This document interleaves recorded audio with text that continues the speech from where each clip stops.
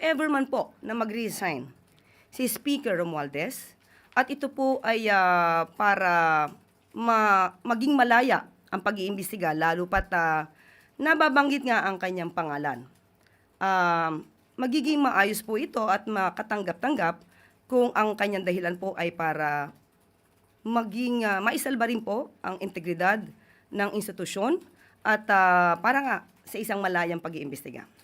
Magandang umaga po, Yusek. Yusek, may we know what was discussed during the meeting of President Bongbong Marcos and House Speaker Martin Romualdez yesterday, and who were the people present during the meeting? Ang maiko-confirm ka lamang po ay nagkita po sila ng Pangulo at kung ano po yung napag-usapan nila ay hindi po natin masasabi.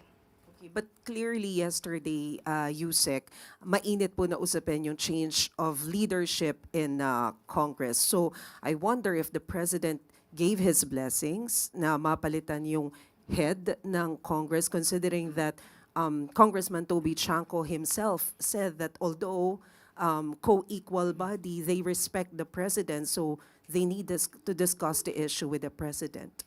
Sa ngayon ay wala po tayong masasabi at hindi pa naman po yata nagre-resign si Speaker Romualdez. So tingnan na lamang po natin kung anong susunod na magaganap.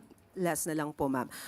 What does Malacanang think about the possible change of leadership in Congress? How will this help when it comes to preserving the integrity of the institution or the government as a whole, considering po na na-link din si Congressman Romualdez sa issue ng flood control projects, although not directly, but he was mentioned. If ever man po na mag-resign si Speaker Romualdez at ito po ay para maging malaya ang pag-iimbestiga lalo pat nababanggit nga ang kanyang pangalan.